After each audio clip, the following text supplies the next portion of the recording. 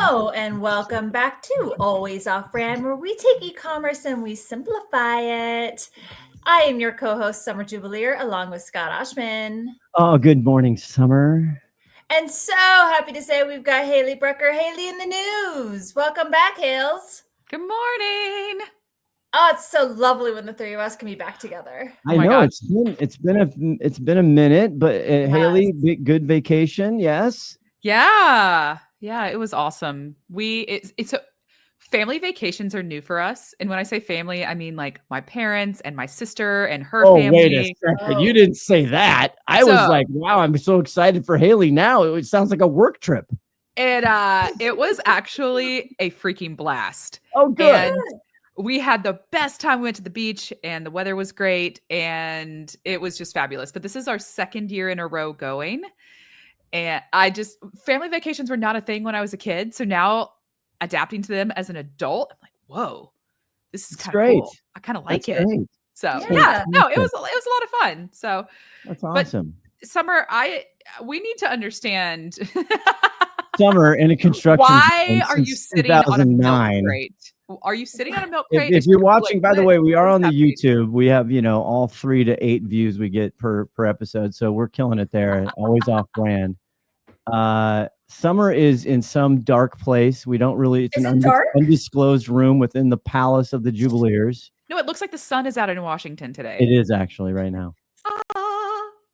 Yeah. Yes. I don't know why I do this to myself. But we are in construction, and construction is a strong word, but yeah, we have construction going on at the house, and every single room upstairs is being done, and one of the major rooms downstairs is being done. So there's nowhere for me to actually sit. And they started on my office yesterday. So my office is getting made over. I'm getting all new walls. I'm getting all new furniture. I'm getting new lighting. New walls? Hold on. What do you mean a new wall? Well, like painted walls. Like it'll be I'm like, hey, what? Yeah. You know what the Jubileers are saying? Screw the tariffs. Screw it all. No, let's support the local economy. Exactly. The wheels of commerce out here in the Pacific Northwest are churning and burning thanks to the Jubileers. It's the location. It's the dot. Like that zip code doesn't. Like, is that zip code really involved in all the tariffs? They don't care. No. Welcome to Tariff Talk. Hey, listen, I'm just expecting to get a reward, or not a reward, an award at the end of the year for like contributing to the economy as much as we do. No, I know. And you know what? I got to say that Summer Jubileer, although she doesn't have her normal mic, so apologize, listener. The pristine audio hygiene is not what it usually is here on the OB. But she was like 6 minutes early to the recording. Yes, I was. That's celebrate that. And mainly it was because I had to get away from all the people in my house. I was going to lose my mind. So I'm hiding in my children's room. What about the downstairs bathroom I never knew was there? The downstairs bathroom has new tile. It has new paint. It's getting wallpaper, and the lighting's going in today. Okay. Wow. You really have nowhere to go. I thought you redid that bathroom last time That was the other bathroom. Oh. Do you know I only have one full bathroom in my house? Shut up. One bathroom. Shut up. No. It's in the summer. How do you live? How do you live like that?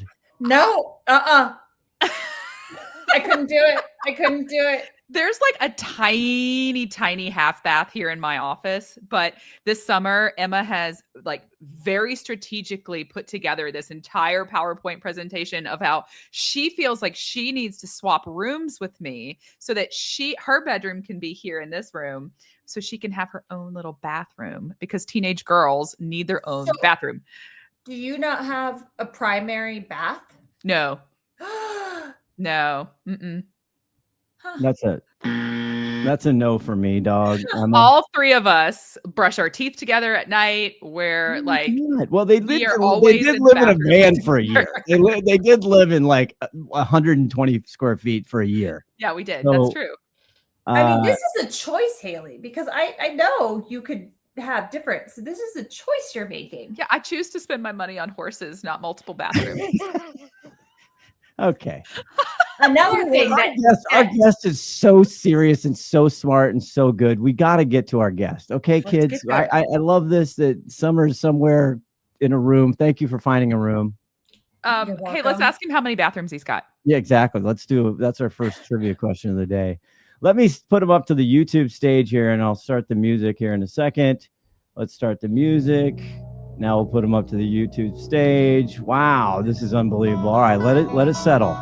Ladies and gentlemen, boys and girls, joining the always off-brand stage right now.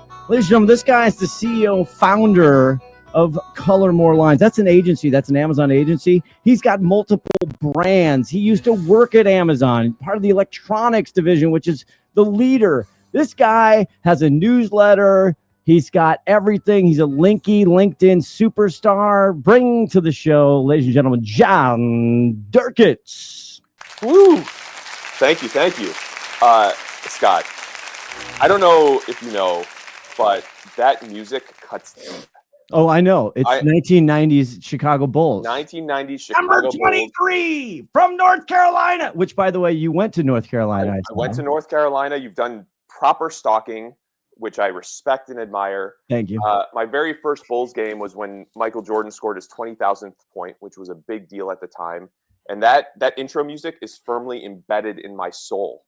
Me too. Kind of some big world news, you haven't been paying attention, is we have a new pope who happens to be from Chicago.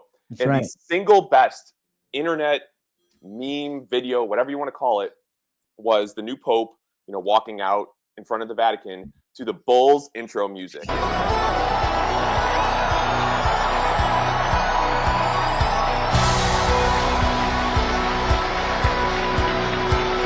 I saw that. It's just that's when you bow down to the internet and you're just like, okay, right on, guys. Somebody did something good for the world.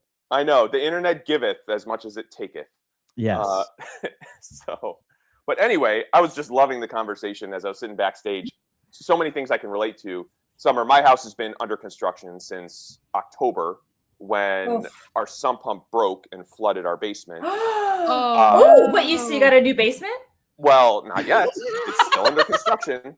And here's another point that I relate to. I live in a house of 3 women and a dog, 2 daughters and a wife. I have 0 personal space. The only space I had was on our architectural drawings. It's the storage room.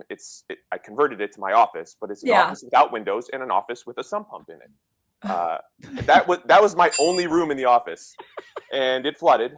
So now I'm nomadic. I move around and I work from wherever I can. It's a vagabond, Jon Derkits. He just goes where he has to go. And before we went on the air, we were talking about my Amazon experience and how I flew back and forth between Chicago and Seattle the whole time. So it's been a long time since I've had just a physical place where I could go every day reliably. But to your question that you kind of teed up, how many bathrooms do I have? In the house, we have 2.5. How many I personally have? I mean, I'm kind of relegated to the outside with my dog. If you have 3 women in that house, you don't get a bathroom. I own nothing. Summer, can I relate with this at all? Yeah. 100%. Oh, that's Scott. Yeah. Yeah. I have 3 dogs. Well, now just my daughters are old, but yes, at a time I had 3 dogs, 2 cats, and 3 women in my house. You think I had much? No, I got nothing. I got nothing. You're lucky if you get a blanket at night. You know what? Grateful. Just grateful. So Jon, I wrote out, as I usually do, I ask questions, but then, when I look back at the questions, I'm like, they're kind of dumb. They're not really that interesting. They're not dumb. I found them actually very interesting as I was reading them. Okay. Summer, tee it up. Go. Listen, we were going to dive into tariffs, and there's so much buzz about it. There's so much confusion, and we wanted Jon's opinion on what he sees sellers doing specifically in the Amazon region, but feel free to speak to the broader brand of what a brand is doing. Yeah. And just before you answer, Jon, let me set this up for the listener who's not aware of you, which I don't know. In the Amazon Nerdville, you're like one of the superstars. Everyone knows. Exactly. Everybody knows Johnny Derkits. But anyway, you have agency, you in the agency life, you have brands, your viewpoint of this is so interesting because you live all these different lives. Yeah. Right. I mean, I've engineered a profession for me, a career for me, where I do a lot of things, but it's all within the same ecosystem. And that's really the only way I say same, right? I run an Amazon agency. I have multiple brands that sell on Amazon. I write an Amazon newsletter. I'm active on LinkedIn. Some would question how I can do it all, but the reality is there's just so much cross-pollination. Oh, big time. Between everything. And even when I've hired people for my agency or in other roles that I've been in, I've loved when they've done other things on the side in space, because it ultimately augments and kind of compounds who they are and what they bring to the table. Amazon is such a dynamic place that once you get experience across the whole spectrum, it feeds back on each other. So, but Summer, to your question on tariffs, I know we have to talk about them. I'm almost sick of talking about them. Oh my! It's been tariff talk here at the AOB since I don't even know, January. I'm out of rants. I'm out of gas. Go ahead. I am too. And what I'd say is, getting back to the internet and how it giveth and taketh, there's this phenomenon where with each kind of news cycle or business cycle, new experts appear who previously weren't experts in that domain, right? There was a period where we had the experts in NFTs and we had the crypto experts. I guess now we have a lot of tariff experts. I'm not a tariff expert. I know things, and I know things that are useful, but don't ask me about the nuances of tariffs and customs. I'd rather just refer you to someone in my network that I know. Yeah. But I mean, here's what I'd say on kind of the tariff piece. Number one, how brands and sellers are reacting. I would say generally freaking out. Number two, they're bunkering down and hoping for the best. And in terms of this cloud, this storm raging hard for 6 months and then hopefully abating. Yeah. And frankly, the way that many of the sellers that I talk to and brands that I've talked to have postured is, they front loaded inventory, they pulled it forward, and they're hoping that it will last through the point where these tariffs kind of abate or tensions die down. And it's interesting, if you listened to or read Amazon's Q1 earnings call, Andy Jassy talked about that specifically. Amazon isn't necessarily feeling the pinch from heightened tariffs. They pull forward a lot of inventory. They see the same behavior within sellers. And actually, if you look at price data on Amazon, average prices have actually come down over the past 5 weeks. About 3%. I just ran this. Yeah. Customers are trading down, but brands also aren't raising prices as much as you would expect as a tariff response. I think that their prices will increase as they have to replan that inventory. Yeah. So that's where I think we'll see the increase. And so for each different brand, it'll be tiered or timed differently as we get further into the calendar year. For me and we're vendor models. So trying to get Amazon to front load inventory, there's no way. They turn down every single bulk order that I put in. They turn down every single born to run order. They are not interested in front loading that inventory. They're also not interested in cost increases. Surprise. Right. And so where I'm stuck and I'm wildly frustrated, and I just sent a screenshot of this to Scott and Summer yesterday. I get an email from my VM, vendor manager, for those who don't know the vendor world in Amazon. Amazon's take right now, and John, you probably already know this, but I'm just going to repeat it for the class here. Amazon has stated in their tariff discussions and in their new policy that they've kind of pulled out of their ass, they are only going to accept 3% for every 10% of cost increase incurred by tariffs for the brand. So, for example, one of my top selling products, we had to push a 25% cost increase. Amazon said, nope, not doing that. Guess what? We'll take 7.5%. And there's no CSA, so there's no PPM margin agreement there. That's CSA, needed. PPM, who are you? I know. I love this. This is bringing me joy. I'm fired up, but just supporting what John is saying here. Amazon, at least in the vendor model, they don't care. They're never going to care. And they're still making money. What do you mean, Haley? They brought $2 billion for in Q1 because that's why their operating margin wasn't so high. Thanks a lot, John, for listening to my Q1 recap. Listen, I need you to call your friend Andrew Scott. I do. I gotta call Andrew and BO and go, dude. You gotta tone this down on the earnings call. Like you're flexing a little too hard. So all of that being said, front loading inventory wasn't necessarily an option for some of us in the Amazon space. So Amazon is not going to accept our cost increases. What now, John? What do we do now? Well, so I think there's a number of measures that I've heard and worked with sellers and brands on. Price increases is the one that is always top of mind, but it's not happening. And on the vendor side, Amazon, like you said, makes it difficult. On the seller side, Amazon is leaning on and just sent an email, I think a week ago, reinforcing its competitive pricing policy, which is the overarching policy that allows them to suppress the buy box when they don't like the magnitude of your price increase. Mm-hmm. This is one of the things I just rag on Amazon for. I'm allowed to do that, and they used to have leadership space, John. They used to have a leadership principle about being vocally self-critical. So I'm being vocally self-critical in a way here. But, on the one hand, in response to FTC antitrust concerns, they say, we let sellers set their price. It's a free market. But at the same time, practically speaking, you can only set your price up to a point. Otherwise, you lose the buy box and your sales go to zero.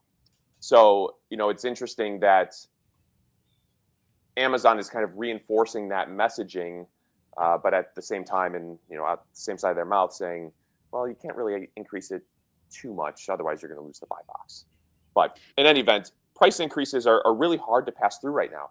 What I'm seeing more sellers and brands do is cut down on ad spend, reduce the number of promotions that they're running. I mean, I think that's a big thing. And Scott, you had kind of teed up a question about ad revenue and where that's going. We'll talk about that. I'm excited to talk about that.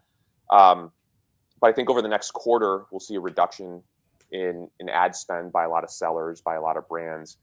And then there's all sorts of tariff games that I think sellers are exploring, but not necessarily taking action on. This is my favorite part of this absolute nightmare. If you don't know, tariffs are bad. They've always been bad. There's no reason for them. Very specific with a tiny little minute scalpel. They've been used in some type of things to elevate certain domestic industries. I'm not a fan, never been a fan. They never work. They never will. But the tariff games is fantastic. Talk to me about the games. I love this shit. Well, look, I think it exposes the cleverest of us. And a lot of the cleverness, honestly, is coming out of China because they kind of have a reputation and track record of moving in and around the law. One of the big tariff games that I see talked about, although thankfully I don't think a lot of US-based businesses are playing this game, is origin hopping. Oh, right? Big time. That made in China is maybe going to become made in Malaysia or made in Vietnam with a stopover.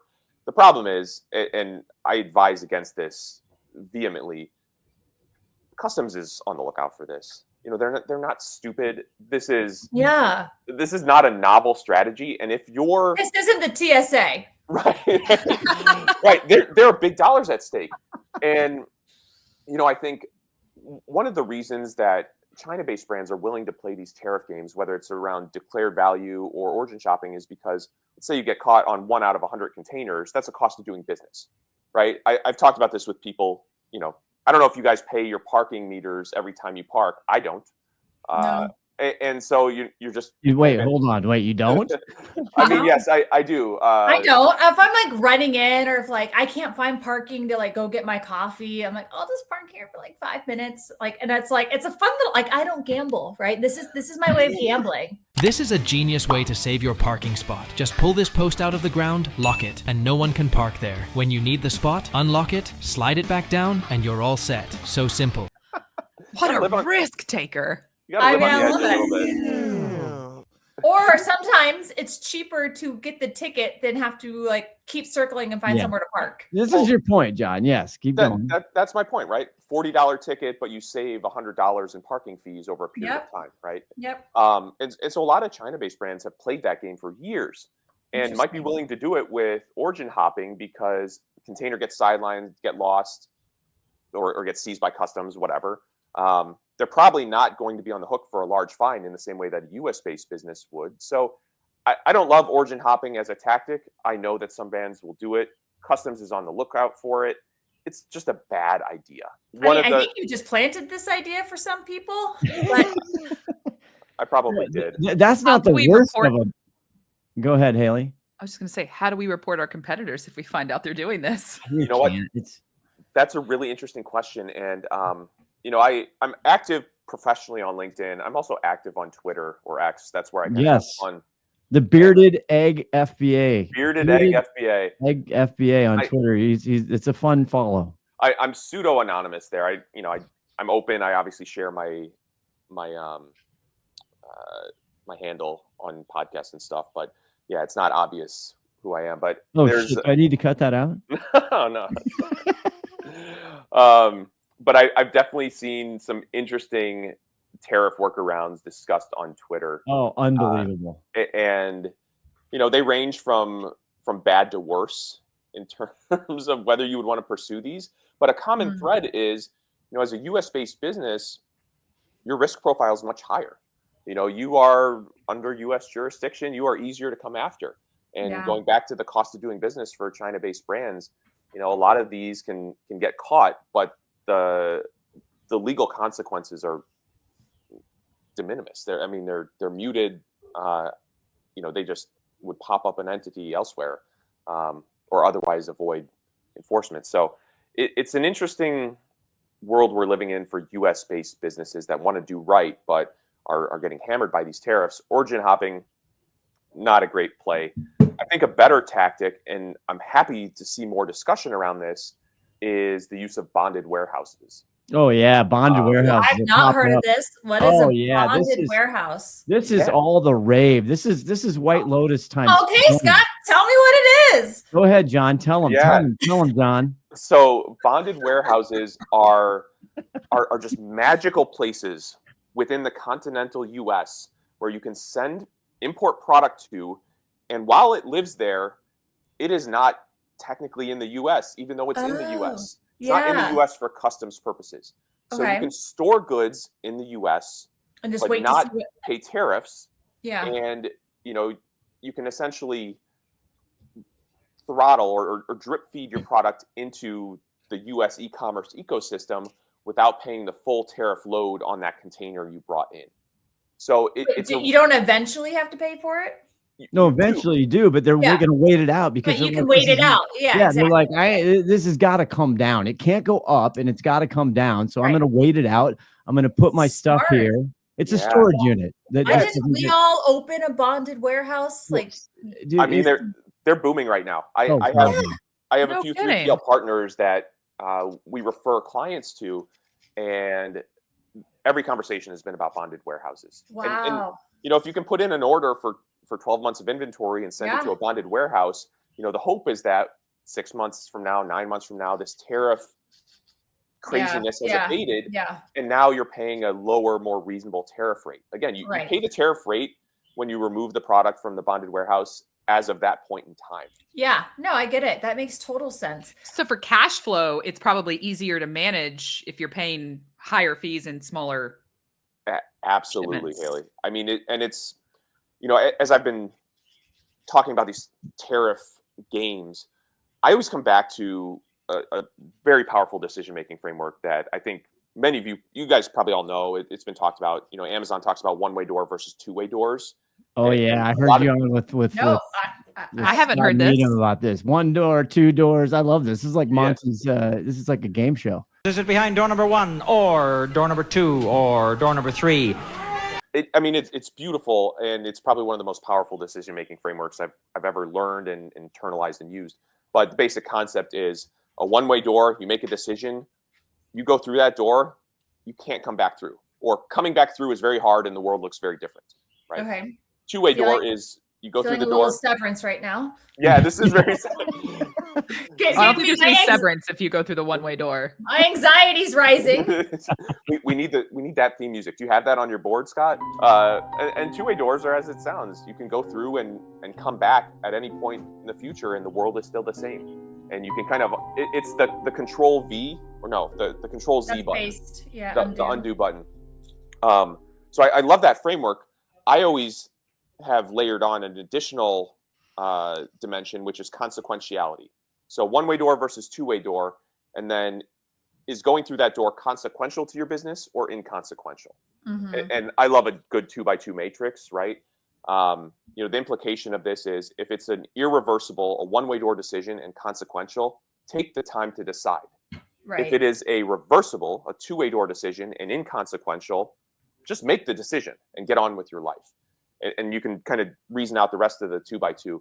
But I mentioned that because as it relates to bonded warehouses, I love this as a tactic because it is reversible and you have all your product in a bonded warehouse, but you're paying higher fees for that. Yeah. You can move those to a normal 3PL. You don't have to pay higher tariffs because tariffs have de-escalated. That's a great, reversible decision, two-way door decision. That's also consequential. Love it. So bonded warehouses is probably the biggest kind of tariff game that I talk about and counsel to brands because it is above board, it is legal, and it is a real source of relief compared to some of these other things. Origin hopping we talked about.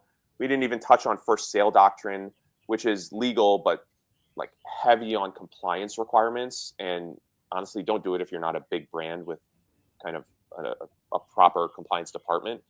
And then made in USA. Explain that for a second. Just explain that for 2 seconds. So first sale doctrine, and again, I'm not a tariff expert, but essentially starting to sound like one. I know some things. As I tell my wife, I know some things. I know a lot about a little, or little about a lot. But first sale doctrine is, there are inputs to your products, right? And those inputs come together at your manufacturer to ultimately produce a finished good. And that finished good has a declared value. The declared value is a function of marked up inputs. And what you can do is ultimately get a lower declared value on your finished good by looking at the first sale, the actual price of those input products and factoring that in. Yeah. So it's legal. It just requires a very strong and buttoned up kind of paper trail on import values for your suppliers. And so if you can do it, if you have deep control and relationships, that wasn't a fun fact for the listeners. That was not from the soundboard. That was a real rooster in the background. I used to have a rooster. I gotta look. Do I have a rooster? I don't know. I mean, with the price of eggs, the case for having chickens is very strong. Her chickens always get eaten, so I don't know.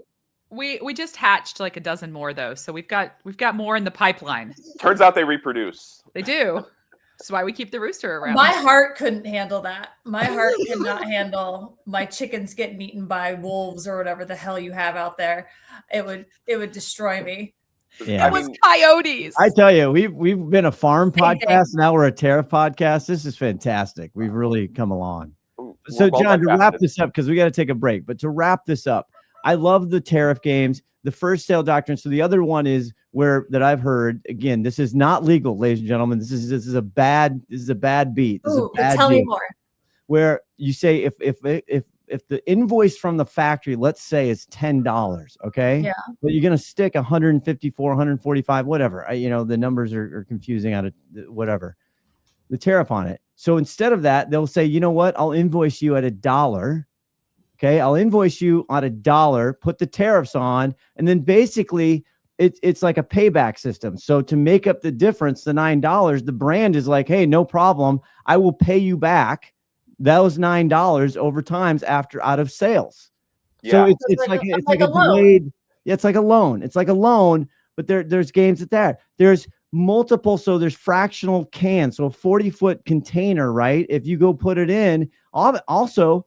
There's a lot of shenanigans going on about declaring what the category the brand, what the product is in. So if I sell bags and they're really tariffed at 154, but I'm in a container, I only got 25 cartons in a huge container that's full of electronics.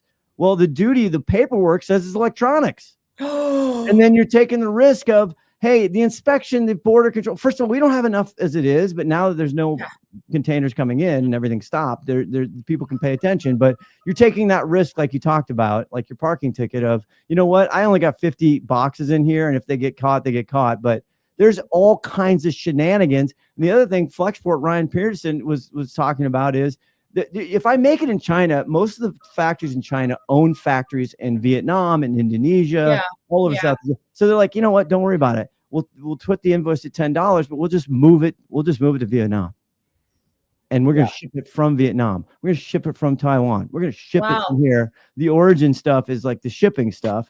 It's just crazy. Now, technically, if it's made in China, when it gets here, it should be tariffed by the origin country, the country of origin. Yeah. So there's all kinds of shit going on, peeps. Yeah. Oh, I love this. Don't play games with origin. Don't play games with declared value. I mean, customs has the history of your declared value. And if it suddenly drops by 90%, you are going to be in a room answering questions, right? But to Scott's point, they have to be paying attention, right? Oh, totally. There's the one piece of practical advice I'll give to listeners, Scott, and, you know, I think in our exchanges back and forth, you know, you love when we give actionable information. Yes. There is validity and legality in understanding your HTS code and making sure that that's correct. That's a very valid action. Now explained all acronyms here on the Always Off Brand. So HTS, what the heck is that for people who don't understand? Harmonized tariff schedule. There you go. I hope I'm right on that. I think you are, actually. We could fact check you, but that would take time. Yeah.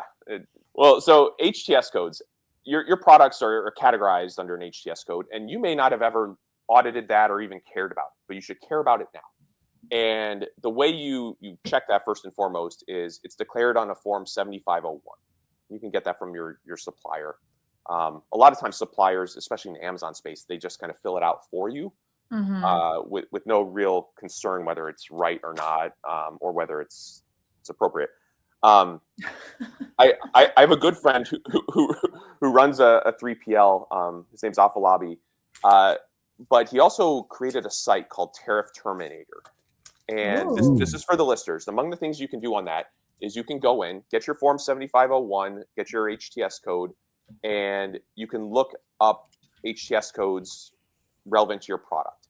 And then you can also quickly see, you know, your duty rate and also the duty rates that would apply if you kind of recategorized into the proper HTS code. Basically, he has a set of free tools, and I love that he did this, that allows you to kind of self-audit for HTS code classification. And that's potentially very big savings because, again, a lot of suppliers don't really take the time to correctly categorize, and you can understand why. In a pre-tariff world, it didn't matter. Right. But it does now. So take the time, go to, I think, just search Tariff Terminator, and it might be tariffterminator.com. I forget the site. But do your own little HTS code audit because there's potentially large savings there. And that's huge. I love that. All right. Okay. We're going to take a quick break. We are. And when we come back, we need some more juicy nuggets out of the hack master. He does all the hacks. He does all the stuff. He tells you what to do, not to do, everything. Jon Derkits when we come back. Hi, this is Juliana Arthuzo. I am an art director at Ollie Wellness, and you're listening to Always Off Brand. All right, we're back with Jon. Jon, we're going to flip the script here. We're going to move. We talk, tariff talk, the tariff games. I love all that. Tariffs, a changing game. I don't know. That song just came to my mind. But let's move to advertising because there's all kinds of weird stuff going on. And I don't know, pick one of your hats, brand owner, seller, or you want to talk agency, whatever you want to talk. What do you think advertising is going to look like, and what do you see happening now? And be a fortune teller for us? What is going to happen? Are we going to see lower costs of advertising on Amazon.com? I'd be shocked. But it's a bid market, right? If demand goes down, theoretically, right, there's less competitors bidding. Yeah. Right. People lowering their bids, what they're willing to pay. Scott, I love that you framed it that way, because I want to touch on that, especially as we predict where it's going. But I will say, Andy Jassy and the team on the earnings call, they had a little pep in their step as they were talking about advertising, because the business is still on a tear. Through Q1, I think it was up 18 or 19% year over year. 19%, 13.9 billion. Yep. Right. $60 million run rate. It did 65. It better be more than 60, but more than that, yeah. Because their Q4 is so inflated. But yeah. Do they break it down though between like what most of the brands listening to this are doing, which is like search and DSP, versus the ones who are doing Thursday night football spots? Oh, yeah. That's Do interesting. they break it down between that? So our friend of the show, who's going to come on here soon, Carrie Masters, did a complete breakdown of this, because she's in this fun pod battle with Jason Goldberg about, is retail media networks actually like kind of mid and meh? Here's a question I never thought I'd ask. Is retail media actually kind of mid? How can we get Jason Goldberg excited about retail media? Let's go. It's fantastic. She texted me. She's like, I didn't know I'm going to start a podcast war. And they're very good friends, have known each other forever. So it's very fun. It's so nerd. It's like nerd battle. It's a nerd beef. Anyway. Yeah. Summer, sorry. I'm going to keep going. Listener, Summer is like, let's go, Scott. Shut up. The short answer is Amazon doesn't provide a breakdown of ad revenue by those kind of different media channels. It's called the Amazon Canvas, John. It's their canvas. The Amazon Canvas. Is that a new term? No, Canvas. It's their canvas. They have the Alexa, the TNF. They have the streaming. It's their canvas. It's so eloquent and highbrow. I know. So, I mean, the business is on a tear. It outgrew the retail business by 3x. Yeah. And I mean, if you kind of do the math on that, that means that advertisers are getting less sales for their ad dollars at the end of the day. And my prediction, well, actually, let me give you guys some data, or I know you're going to quiz me on some things. We're going to play some games in a little bit. Let me flip the script on you first. Cost per click on Amazon, average cost per click on Amazon in 2020. 2020. Yeah. Let's rewind the clock 5 years. What do you think cost per click was on Amazon in 2020? 59 cents.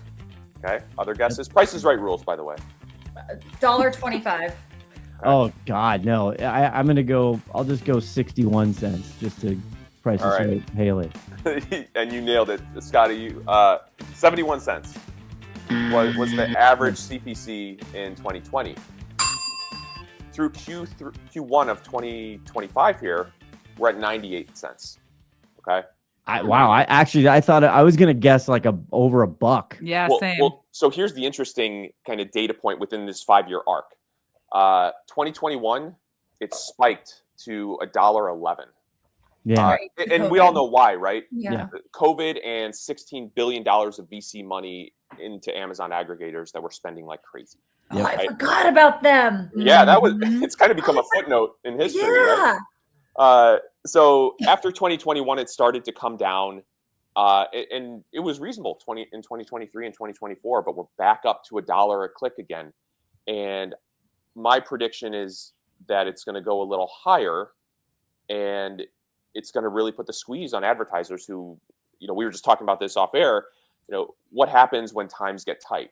The CMOs stop making decisions, the CFOs make decisions, and what do they cut first? So true. So true. That's going to happen, but I want to get back to what you said, Scott, around demand. And I love that you've kind of framed this conversation around Amazon ad revenue in that context, because let's go back to first principles. For Amazon, what drives their ad revenue? It's price times quantity, right? Yeah. Price is the CPCs and the CPMs. And that is influenced by advertiser demand and willingness to spend. But then there's quantity. And I want to touch on that for a second here because it informs my prediction.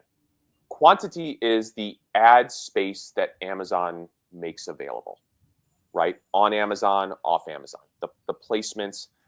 And if you look at the arc of Amazon ad revenue over time, it tracks very closely with the number of placements and ad space that Amazon has introduced over time. Yeah. And if I think about what's going to happen to Amazon advertising, there might be some pressure on price as advertisers pull back. Maybe CPCs and CPMs come down by 5-10%. But Amazon is going to increase the quantity of ad spaces available. And I went back and pulled this information from my notes, as I kind of follow what Amazon's doing. In just the last 3 months, here's what they've done. They've introduced self-service DSP, which is significant because there used to be kind of gatekeepers or prohibitively high costs. What was it? Like you had to spend at least $50,000 a month 50,000. or something? Yeah. Or you had to go through an agency and share seats, right? Yeah. Self-service DSP just opened that up to a large, swath of advertisers. That was in February. In March, they introduced more TV advertising. They're really pushing ads through Prime Video. And that's not going to be relevant to a lot of the smaller sellers, but for the big brands that have budget or some remaining budget, that's a new channel. And then this is super cool. And I need to give credit to a friend of mine who Eagle Eye spotted this, but we're now seeing sponsored ads in Rufus.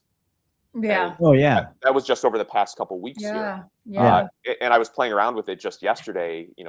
Anchor is one of the brands that I love. I looked over them when I was at Amazon, and I was trying to see how I could get a sponsored result from Anchor in Rufus, and it was surprisingly easy.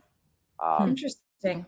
So, my point is Amazon is consistently increasing quantity of ad space.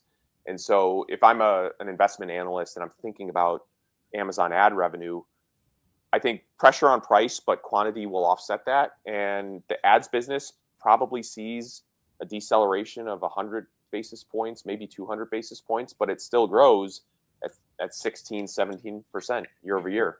And it works.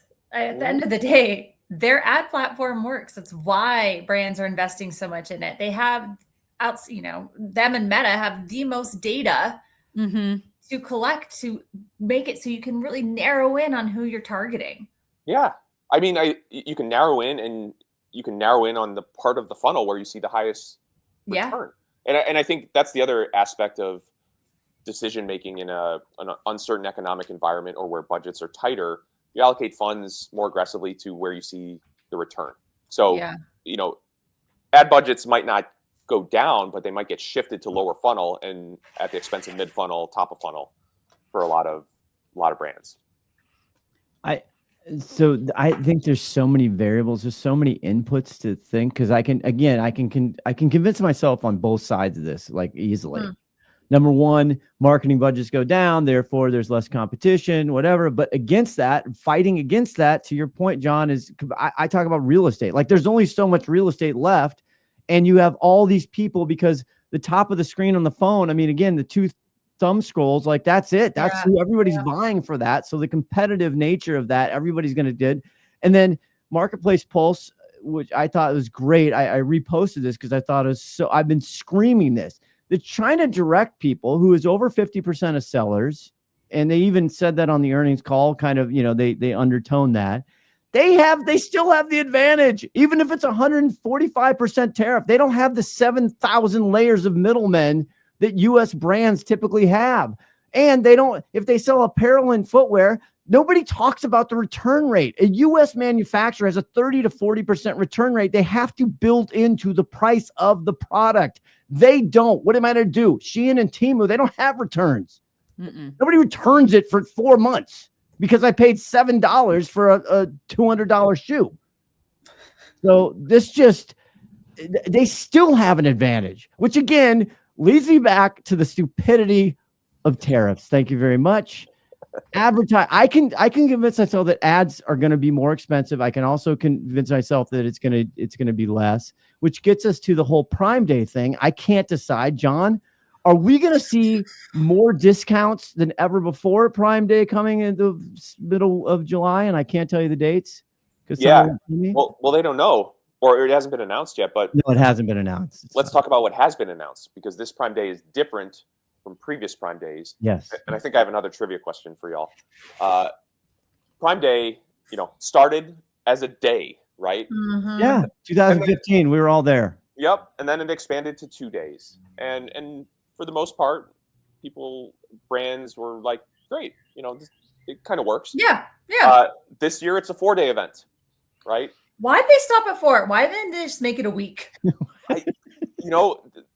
I think it maybe would confuse the marketing, because they have talked about Prime Week as kind of an event, even though there's kind of the proper sale day period within that week. Yeah. But yeah, I mean, great question. Why not make it a week? Why not make it a month? I think, and let's talk about our little crystal ball here. Scott's usually pretty accurate. I think cart building day 1. Yeah. They're going to wait day 2, 3, 4 to see if whatever they've put in their cart is going to be discounted more heavily as we get through the days. What do you guys think? Biggest days will be 1 and 4. Okay. Yeah. Well, I'm glad you said that, because historically, day 1 of since this has been a 2-day event, has been the bigger day. Biggest, yeah. Except last year. But I contend the advertising thing broke. They broke the machine. It did. Oh, I remember that. Yeah. Always things breaking.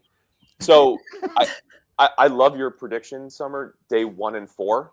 There's the people that were building carts before Prime Day, and then they wait for the sales, and then they pull the trigger on day 1. I think days 2 and 3 will be middling. And then day 4, this is where your prediction, Haley, kind of factors in. We built the cart. We waited. Now, the clock is ticking to get these savings. I'm going to pull the trigger on day 4. I think that's kind of what we see. In terms of intraday shopping, Prime Day and every marquee event has always followed. We had a name for this at Amazon. We called it the back tree and camel, right? Back tree and 2 humps. Always a big spike in the morning, and then another reasonably sized spike in the evening as people get off work and finish their shopping journeys. I think we still see that intraday pattern across every day, but it's smaller humps in days 2 and 3. Well, the other factor that nobody's talking about in this conversation is there's no inventory. So we might not have supply. So the could change that prediction is, I'm afraid I have an urgency psychology here. I don't want, if it's a great deal and I want to buy it, we're already hoarding. We're already the urgent tariff is the greatest marketing of all time. So I'm sitting there going, are we going to have any goods? Not to mention, by the way, is anybody recording my night? I got FBA capacity issues all of a sudden. Oh, I've got alerts that we're over our FBA capacity. Are you kidding me? Stop with this, please. Hey, some of my top selling ASINs are down to 2.5 weeks of supply. And Amazon is claiming that it's because of inventory or just capacity constraints at the FCs. And you guys. Because they pulled $2 billion of their own shit for, that's why. Because they're ungeshwollen. As I say, the greatest Yiddish word ever is ungeshwollen, which means they're so full, they're ready to explode. But John, how are they going to manage this? This is my other biggest problem and challenge across the year, whether there's tariff or no tariff, is flowing in goods at a reasonable rate. And then we get to Q4, which I know we're not talking about, but it's the Prime Day is basically a good telltale of it. Yeah. Where I can't handle storage fees at 204% going up. I can't run a business like that. Nobody can, though. No, and I think that's always been my chief criticism of Amazon. They spring these things on you with very little time to prepare and adapt. and that's, Amazon has an expectation of agility and speed. That's fine and good, but no business, no matter how fast and agile they are, can adapt to things within 30, 60 days, which is sometimes the notice. I mean, Scott, you brought up capacity limits setting in May. I felt this in my business. My capacity limit at Amazon went down by 40%. And some of my clients, it went down by 75%. Yeah, that's exactly right. I mean, you know why though, John? Because the machine's dumb. Yeah. The algorithm and the formulas that they use to do this is so engineer-driven, dumb. Nobody understands how actually retail works, and this drives me crazy. There's no reason for it.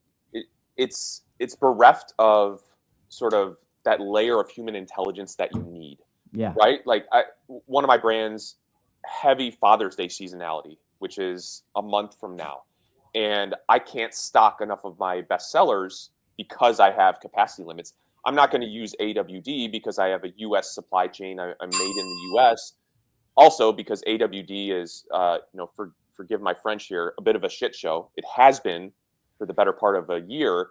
And I hear more negative stories about its failures than positive experiences. But that's the solution that Amazon offers to sellers that don't have capacity.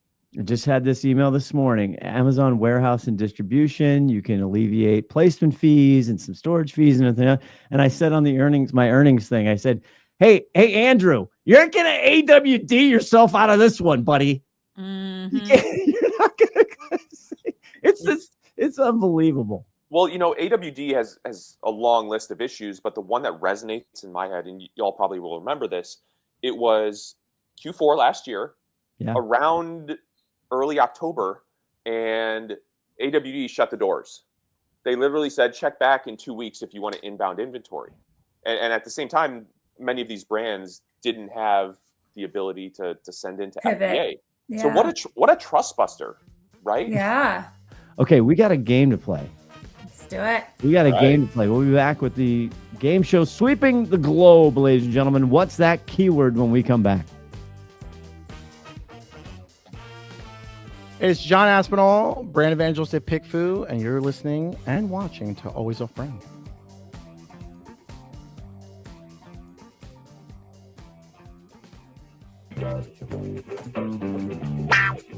Finally, a game show nerdier than an Excel V lookup. It's time for What's That Keyword? Here's your host, Haley on the news. All right. We have a real Amazon expert with us today. Jon Derkits stuck around to play What's That Keyword? All right. Since you're new here, I'm going to give you a product that is sold on Amazon.com. You have to guess the keyword or key phrase that has converted for this product. Big pro tip. Think out of the box. All right. Your first product is an electrolyte collagen creatine powder. Ooh. Electrolyte collagen creatine powder. Yes. Sold on Amazon.com. Right. All right. Who's got a keyword? What did somebody type in? Perimenopause supplement. Okay. Summer. Nope. Scott? John? Electrolyte collagen creatine. That is an interesting combination, isn't it? I know. Dehydrated facelift. No, these are for people who are working out, lifting weights. Yeah. The collagen. I thought the collagen is the I don't know. Hydration for strength training. Ooh, you went long tail on that. All right. Well, we didn't have a winner. Ah, come on. I was looking for hydrate or die. Wow. Is that the brand name? No, it's the search term. Look, 279 people searched it last month. That's kind of extreme. Hydrate or die. Oh my God. Wow. That wasn't on my bingo card. Oh, I saw that. That's what I was laughing at. I'm thinking, Yeah. All right. Hydrate or die. I mean, okay, sure. Noted. Cool. All right. Your next product is pink butcher paper. Ooh, John, this is not fair. Yeah. Wait a second. Hold on. Okay. All right. Pink butcher paper. Can I go? Because I want to go before summer goes. Go, Scott. Of course you do. I knew you were gonna say it. Mother's Day meat. I'm gonna say baby shower white elephant gift. Oh my God. Baby shower white elephant. Are people doing that now? I don't know. I hate baby showers. John? paper or either smoking paper or paper for smoking. Wait, you only get one, John. I know. All right, I'm just thinking out loud here. Then That's because he's winning. Get the wrong one. Paper for smoking. Ooh, nope. 3,835 people searched but her paper last month. But her. It's a typo. Oh, There's the probably misspellings. just a C in there. But her. But her paper. God, Haley, I love you. Plus, we got a butt joke in here. That's just absolutely delicious. So what this company needs to do is put the keyword butt all over their page. Yeah. But her. Only her butt. All right. Thanks for sticking around and playing What's That Keyword? We'll be right back with summer's favorite part. It's the wrap-up, folks. This is Tom Logan, co-founder and CEO here at Coley, and you're listening to Always Off Brand.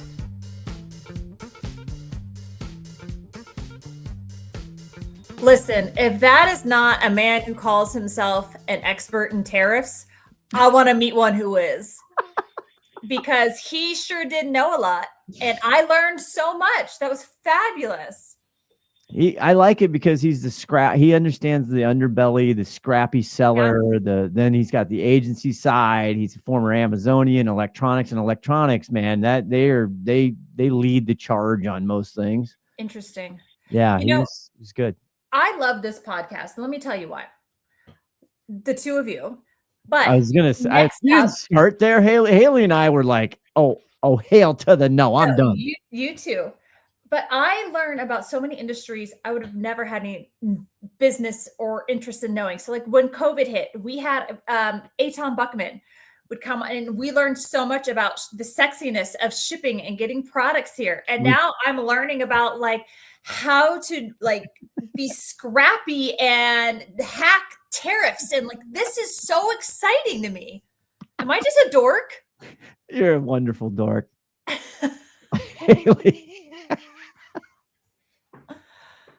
Haley? I don't know what I was going to say. I was going to say we all love the data. We're all data nerds. Yeah. Yeah, but we're just bringing more people into our world, which I love. Because why? Because people matter. That's right. And you are listening to Always Off Brand. Please like, please subscribe, please share. Have a great day. Bye-bye. Toodaloo. Hey there, this is Haley from Quickfire, and they want me to read this so you know what this podcast is part of and how to find out more if you want. Always Off Brand is a production of Quickfire LLC and a part of the Learn and Laugh series on the Quickfire Podcast Network. For more information, go to quickfirenow.com. Have a good one, and thanks for listening. Do I need to get like closer, or can you hear? I hate that I don't have my mic. Yeah, closer is better. God, Are you sitting on the floor, Summer?